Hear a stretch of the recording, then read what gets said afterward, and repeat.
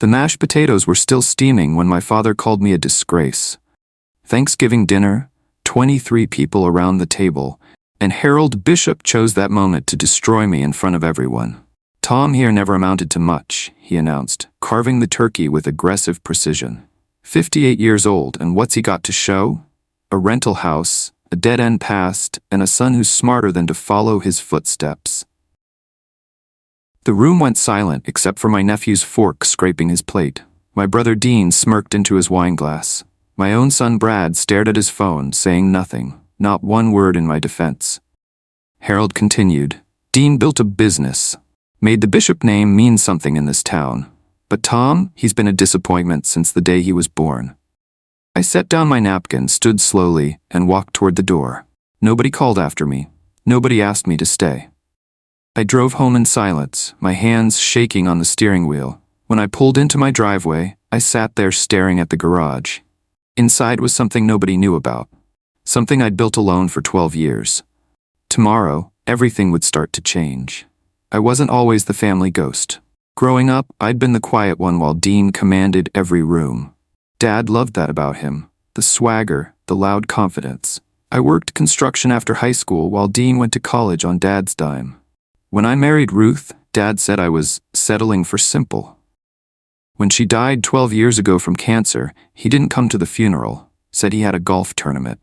That's when something inside me broke, or maybe finally hardened. I stopped trying to earn his approval. Stopped showing up to family events unless forced. I threw myself into work, into grief, into the locked garage behind my house where nobody ever looked. Ruth and I had dreamed of building something together, a legacy. After she passed, I built it anyway. Every night, after my shift at the warehouse, every weekend, every holiday.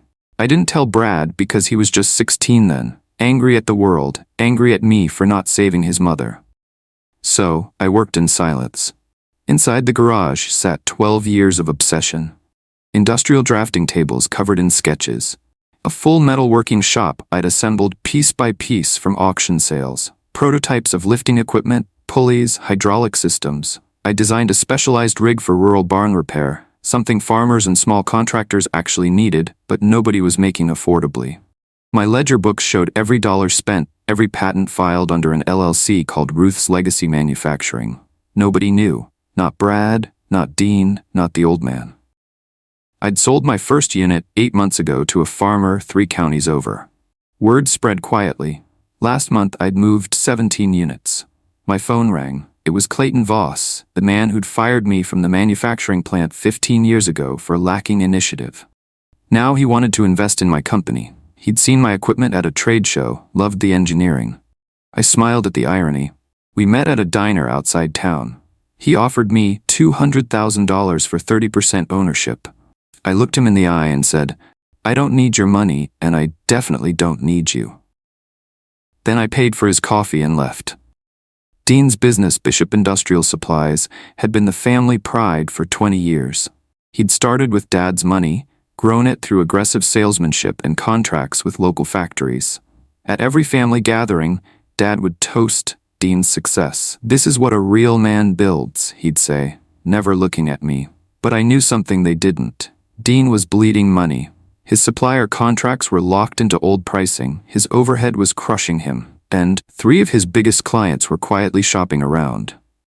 I knew because one of those clients had called me last month asking about my lifting systems. I didn't gloat, I didn't tell anyone. I just watched and waited. Then Brad came home one Tuesday and announced he was working for Dean part-time, learning the business. "Uncle Dean says I've got real potential, unlike some people," Brad said, not quite looking at me. It stung, but I stayed quiet. 2 weeks later, I found drawings from my workshop in Brad's room. My designs, photographed and printed. He'd shared my work with Dean. My own son had betrayed me. I didn't confront Brad. Confrontation was never my style, and besides, I had a better plan. I made a quiet call to my lawyer and had him file additional patents, tightening the legal protection around my designs. Then I waited. 3 weeks later, I attended a foreclosure auction in the next county. Dean's main supplier, a family-run metalworks shop, was going under. Decades of mismanagement had finally caught up. I sat in the back row wearing a baseball cap, bidding through a shell company I'd registered months ago. When the gavel fell, I owned the rights to their entire inventory and manufacturing equipment for $73,000. Dean didn't know it yet, but I'd just bought the foundation his business was built on. I hired a truck that night and moved everything to a warehouse I'd been renting under Ruth's Legacy Manufacturing. By sunrise, I was manufacturing parts Dean needed, parts he couldn't get anywhere else. Not yet, anyway. I started selling to his competitors at 20% below his cost. I wasn't trying to destroy him. I was just done being invisible. Brad came home 3 months later, practically glowing. Uncle Dean says I'm a natural. He's teaching me everything about the business. Says I could run it someday. He paused, then added the knife twist. He asked me why you never tried harder, Dad, why you just gave up after Mom died. I was washing dishes at the sink. I kept washing, my hands moving in slow circles while my son judged 12 years of grief and silence he knew nothing about. Maybe I didn't have what it takes, I said quietly. Brad scoffed and went to his room. That night, an envelope arrived by courier. Inside was an invitation to the Midwest Manufacturing Innovation Awards. My lifting system had been nominated for Design Excellence. The ceremony was in 6 weeks. I RSVP'd yes, bought a suit I'd never worn and told nobody I was going. Let them keep thinking I'd given up. Let them keep underestimating the man who'd disappeared into his garage every night for 12 years. Silence was my greatest weapon, and I was about to prove it. The awards banquet was held at a hotel 2 hours from town, far enough that I didn't expect to see anyone I knew. I wore the suit, dark gray with a blue tie Ruth had bought me years ago. I felt like an imposter walking into that ballroom full of engineers and executives. But when they called my name, when they handed me the trophy for innovation in manufacturing, something shifted inside me. I'd done this. Alone, despite everything. The local paper ran a small story 3 days later. Page 7, business section. Local manufacturer wins prestigious award. They used my company name Ruth's Legacy Manufacturing and mentioned my patented barn lifting system. I was at the hardware store when I got the first text from Dean. Is this you? I didn't reply. 20 minutes later, Dad called. I let it go to voicemail. He left a 2-minute message accusing me of riding coattails and stealing Dean's thunder. I listened to it once, then deleted it. That evening, Brad came home and threw the newspaper on the kitchen table. Why didn't you tell me? His voice was shaking. I looked at him calmly. You never asked what I was building. You just assumed I'd built nothing. 2 weeks later, I was in my workshop when I heard voices in the driveway. I'd left the side door cracked and sound carried. It was Brad on his phone with Dean. Yeah, I can get better pictures of the hydraulic system. Dad leaves his workshop unlocked half the time. My stomach turned. Uncle Dean, I know you can improve on his design. He's not even using modern materials. There was a pause. I just want to be part of something that matters, something successful. I stood frozen behind my workbench, holding a wrench so tight my knuckles went white. My own son was feeding my designs to my brother, not out of malice, but out of shame. He was ashamed of me. I didn't interrupt. Instead, I walked to my office and made 3 calls. First, to my patent lawyer. Second, to a private investigator who specialized in corporate theft. Third, to a manufacturing contact who owed me a favor. If Dean wanted to play this game, I'd show him what 12 years of quiet planning could accomplish. But I wouldn't do it with anger. I'd do it with precision. Dean filed for a patent on a revolutionary barn lifting system 6 weeks later. My lawyer called me the same day the application went through. He's essentially copied your design with minor changes. We can fight this. I told him to prepare a lawsuit, but wait for my signal.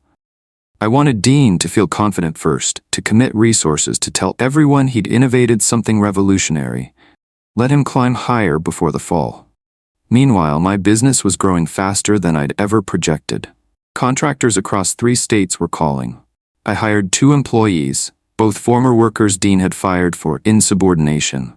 They knew his operation inside and out, and they were hungry to succeed under someone who actually valued them.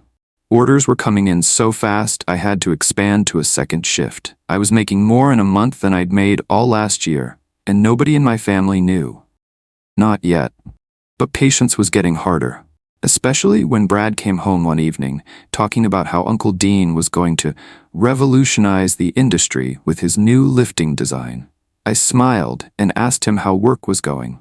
He didn't notice the edge in my voice. Dad called me out of the blue on a Thursday evening.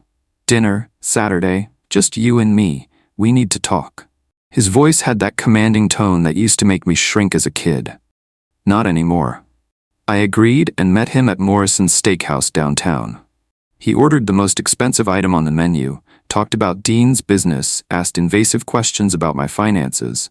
"Those rumors true?" he finally asked, cutting into a ribeye. "About you winning some award?" "They're true," he snorted. "What'd you do, bribe the judges?" I didn't take the bait. When the check came, Dad reached for it out of habit. The waiter smiled and said, "Actually, sir, Mr. Bishop already took care of it. He owns the restaurant." Dad's face went purple. I stood up, straightened my jacket. "I bought it 3 months ago. The previous owner wanted to retire. Seemed like a good investment." I walked out while he sat there, speechless for maybe the first time in his life. It felt better than I'd imagined. That look on his face, the realization that the son he'd called a disgrace now owned the place where he showed off for business partners. Dean's patent lawsuit against an unnamed competitor hit the local business journal 2 weeks later. He didn't know the competitor was me. Not yet. My lawyer let the case proceed to discovery, where Dean would have to prove his design was original. Meanwhile, I'd been systematically cutting into his business. Remember those 3 big clients who were shopping around? I'd landed 2 of them by offering better equipment at better prices with faster delivery. Dean's revenue was dropping, and he couldn't figure out why. His employees were leaving too. I wasn't poaching them. They were coming to me, tired of his screaming and unrealistic demands. One of them, a woman named Angela, who'd worked for Dean for 9 years, told me, "He treats people like they're disposable. You treat us like we matter." By month's end, I'd hired 6 of Dean's former employees. Each one brought knowledge of his operations, his margins, his weaknesses. I didn't have to sabotage Dean. I just had to be better. And after 12 years of perfecting my craft in silence, I was. The discovery deadline came. Dean's lawyer requested my patent files. That's when he finally realized who he'd been competing against. His little brother. The family disgrace. The one who'd never amounted to anything. Brad found out through Dean. He stormed into my workshop on a Sunday morning, face red, hands shaking. "You've been sabotaging Uncle Dean this whole time? Stealing his clients? Poaching his workers?" I set down the welding torch and removed my safety glasses. I didn't steal anything. I competed fairly, built a better product, offered better service. "He's family," I laughed, bitter and sharp. "Family? Where was family when your grandfather called me a disgrace? Where were you when I needed someone to defend me?" Brad stepped back like I'd slapped him. "I'm giving you a choice," I said, my voice steady. "You can keep working with Dean, helping him steal my designs and my ideas. Or you can ask yourself why you're so desperate for their approval that you'd betray your own father." "I'm not betraying you," Brad whispered. "You gave me copies of my proprietary designs. You told Dean about my workshop. You've been feeding him information for months." Brad's face crumpled. "I just wanted to be part of something successful. Something that wasn't this."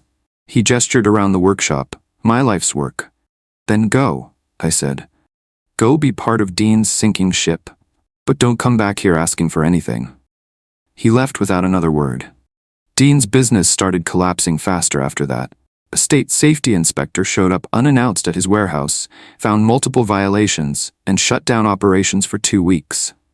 I didn't call in the tip, but I knew who did.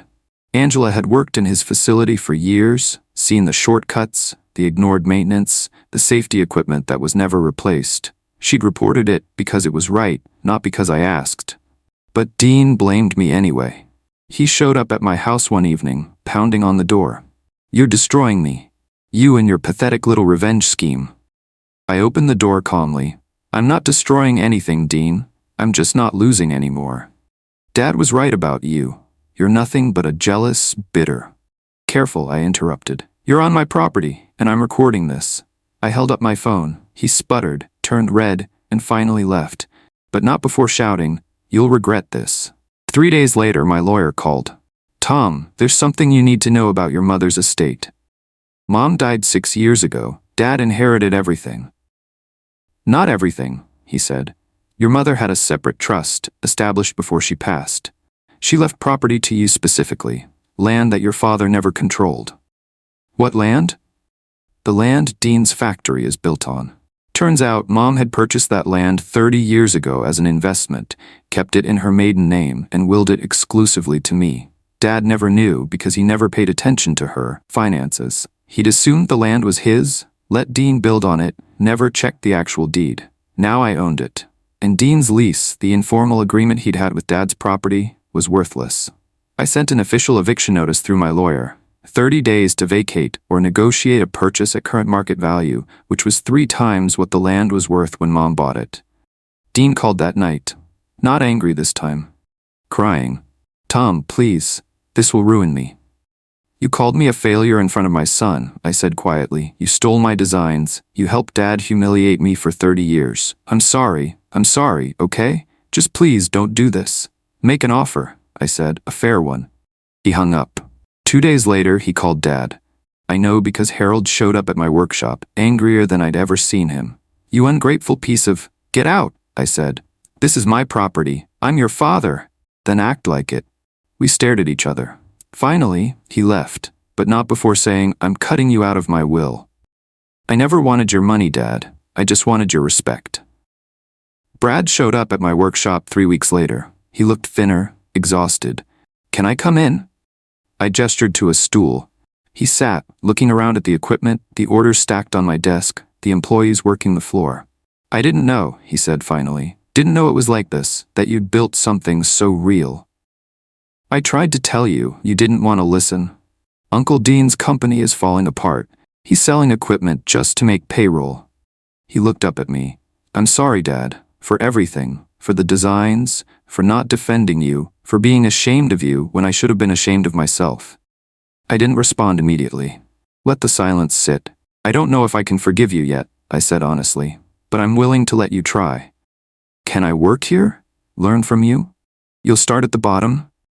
Cleaning equipment, inventory, shop floor, minimum wage. Brad nodded. I'll earn it, however long it takes. Then be here Monday, 6 a.m. Don't be late. He left, and I felt something loosen in my chest. Not forgiveness yet, but maybe the beginning of it. Ruth would have been proud of him for asking, proud of me for giving him a chance. 2 months later, Dad called a family dinner. I want to apologize, he said over the phone. To you, to everyone. I've been thinking about things. I didn't trust it, but I agreed.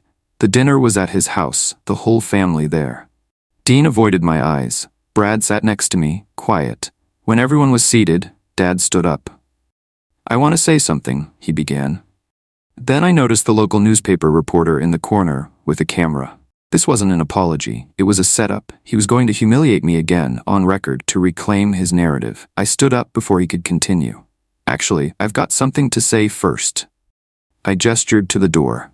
3 people walked in. A camera crew from the regional news station, a reporter I'd contacted last week, and my lawyer. Dad's face went white. This is Tom Bishop, the reporter said, turning to her camera. Local entrepreneur and award-winning manufacturer. We're here to do a feature on his remarkable journey from warehouse worker to business owner. Tom, tell us your story. I looked at Dad. Should I start with the Thanksgiving you called me a disgrace, or the funeral you skipped, or the 30 years you told me I was worthless? The camera kept rolling. The segment aired 3 days later during prime time. They'd interviewed my employees, shown my workshop, displayed the award. They'd even gotten testimonials from contractors whose businesses I'd helped save with affordable equipment. The headline read, From Grief to Glory, How One Man Built a Legacy in Silence. I'd told them about Ruth, about working nights in the garage, about the 12 years nobody knew. I didn't mention Dean or Dad by name, but everyone in town knew exactly who I was talking about when I said, some people measure success by how loud they are. I measured it by whether I could sleep at night. Dad's phone was apparently ringing off the hook. People asking why he'd treated his son so poorly. Dean's remaining clients saw the segment, and several called me for quotes. The story went regional, then got picked up by a manufacturing trade journal. By the end of the week, I had orders from 4 states. But the best part? Brad, working the shop floor, learning the equipment, staying late to understand the business. He'd worked there 2 months without complaint, and I was starting to trust him again. "I'm proud of you, Dad," he said one evening. "I should have said that years ago." "You're saying it now," I replied. "That's what matters." Harold had a stroke 2 weeks after the news segment aired. Not severe, but enough to land him in the hospital for observation. I visited once, mostly out of obligation. He was smaller in the hospital bed, diminished somehow. "I was wrong," he said, his voice weak. "About you, about everything." I waited. "Your mother, she was strong like you, quiet, determined. I resented that you reminded me of her instead of me." He coughed.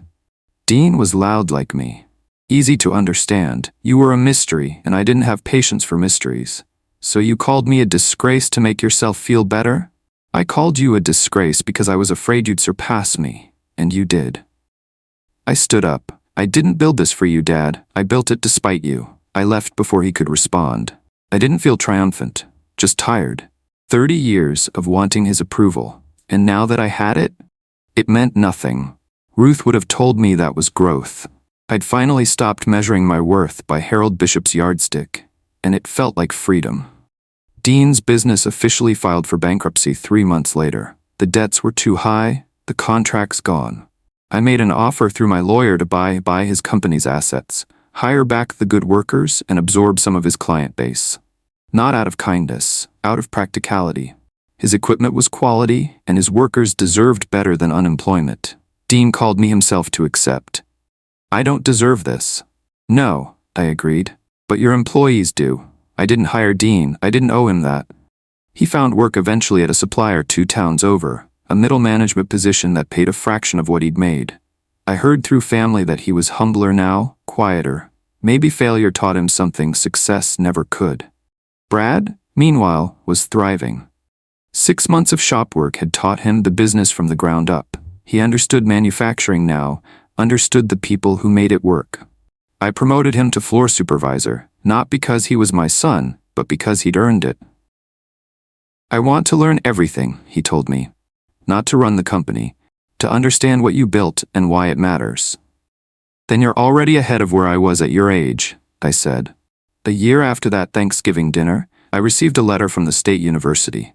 They wanted me to speak to their business school about entrepreneurship and perseverance. I almost declined, then reconsidered. Ruth would have wanted me to share our story, to help others who felt invisible or defeated. I accepted. The auditorium held 200 students. I stood at the podium, looking at their young faces, and told them the truth. "I'm not here to tell you success is easy. It's not. I'm here to tell you that the people who doubt you, the ones who call you a failure, they don't get to write your ending." I talked about Ruth, about grief, about the garage where I disappeared for 12 years. "I didn't build my business to prove anyone wrong," I said. "I built it to prove myself right, to prove that hard work and integrity still matter, even when nobody's watching." The speech ended with applause that felt genuine. Afterward, 3 students approached me with questions. One of them, a young woman, said, "My family thinks I'm wasting my time in engineering. They want me to do something practical." I smiled. "Keep building, they'll see eventually. And if they don't, you'll know you tried anyway." That evening, I drove past Morrison's Steakhouse, the one I'd bought. Through the window, I saw Dean sitting alone at a table, eating a burger. Not the expensive steaks he used to order, but a simple meal. He looked older, tired. Part of me wanted to feel triumphant. He'd lost everything while I'd gained it all. But instead, I just felt sad. Sad that it had taken destruction for him to learn humility. Sad that Dad had wasted 30 years on pride. Sad that Brad had nearly followed the same path.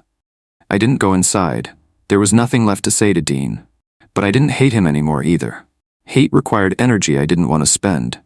At home, Brad was in the driveway working on a design for an upgraded hydraulic system. "Hey Dad, can you check my calculations?" I sat next to him, looked over his work. "This is good, really good." He smiled, and I saw Ruth in that smile. Saw the future we'd dreamed of, the legacy she'd wanted. I'd built it alone for 12 years. But I wasn't alone anymore. I had my son back. I had a business that mattered. I had respect, earned the hard way, and I had peace. The company continued growing. By year 3, we'd expanded into 4 states with regional distribution deals. Ruth's Legacy Manufacturing became a name contractors recognized and trusted. I hired 23 employees, most of them people who'd been overlooked elsewhere. I paid fair wages, offered health insurance, treated people with dignity. Everything I'd wished for when I was the one being overlooked. Brad became my operations manager. Not because of nepotism, but because he'd proven himself 100 times over. He understood the work, respected the workers, and shared my values. "We're not just making equipment," I told him once. "We're proving that integrity can compete with greed and win." "Mom would have loved this," he said quietly. "She did," I replied. "She knew. Somehow I think she always knew." Dad passed away in his sleep 18 months later. The funeral was small. I didn't cry, but I didn't feel relief either. Just a quiet acceptance that some relationships can't be fixed, only endured. Dean spoke at the service, talked about what a great man Harold had been. I didn't contradict him. Everyone needs their myths. After the burial, Dean approached me. "Thank you for buying the business, for taking care of my people." "They were never your people," I said. "They were just people, and they deserved better." He nodded, understanding. We'd never be close, but maybe we'd reached a kind of peace. That would have to be enough. 5 years after that Thanksgiving dinner, I stood in my workshop looking at the plaque on the wall. Ruth's Legacy Manufacturing, built in silence, stands forever. I'd made that our company motto after the university speech. It reminded me where I'd come from, what I'd survived. Brad walked in with coffee.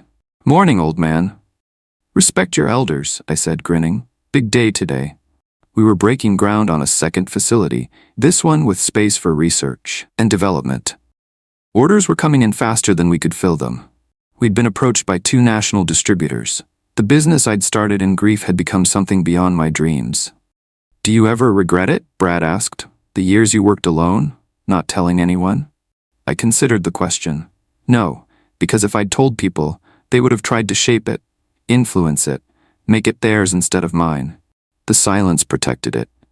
"But you're not silent anymore." "No," I agreed. "But I don't need to be. The work speaks now." We walked outside together, father and son, equal partners. The early morning sun lit up the property, glinting off metal and possibility. I thought about Harold, about Dean, about all the years I'd felt small. I'd stopped feeling small the day Ruth died, the day I decided to build something that mattered. I'd let them discover what I'd built alone, and it had been worth every single silent hour. The second facility opened on a Saturday. We held a small ceremony, invited our employees and their families. I gave a short speech about growth and gratitude. Brad stood beside me, and for the first time in years, I felt complete. Not because I'd won against Dean or proven Dad wrong, but because I'd built something real, something lasting, with integrity as the foundation. A reporter asked me afterward, "What's next for Ruth's Legacy?" I smiled. "We keep building, keep improving, keep treating people right. Success isn't a destination, it's a practice." That evening, Brad and I sat in my workshop, the place where it all began. "I want to design something," he said. "Something new, my own innovation." "Then do it," I encouraged. "I'll help when you need it, but make it yours." He pulled out a sketchbook, started drawing. I watched him work, saw the same focus Ruth used to have when she was problem-solving. The same focus I'd learned to channel during those lonely years after she passed. My phone buzzed, a message from Angela. "New order from Texas, biggest yet. We're gonna need to hire." I typed back, "Then let's hire, find good people." This was the life I'd built. Not perfect, not without scars, but honest. Mine, and worth every second of silence. A decade after that Thanksgiving dinner, I received an invitation to speak at a national manufacturing conference. The keynote address, in front of industry leaders and innovators. I stood on that stage, looking out at hundreds of faces, and told them the truth. 10 years ago, my father called me a disgrace in front of my family. I had nothing but a garage full of dreams and a heart full of grief. Today, I stand before you as the founder of a multi-million-dollar company that employs 67 people across 2 states. I paused, let that sink in. I didn't succeed because I was smarter or more talented than anyone else. I succeeded because I refused to let other people's opinions define my worth. I built in silence because silence protected my vision from those who would have crushed it. The ones who called you a failure? I continued. They don't get to write your ending. You do. With every choice, every hour of work, every moment you choose integrity over shortcuts, you write it. The screen behind me lit up with our company motto, "Built in silence. Stands forever." That's not just about my company, I said. That's about character. Build yourself in the quiet moments, and when you finally stand, stand forever. The applause was thunderous, but I barely heard it, because in the front row sat Brad, tears streaming down his face, holding a photo of Ruth. She'd been gone 15 years, but her legacy lived in every rivet, every design, every life our company touched. I'd let them discover what I'd built alone, and it had changed everything.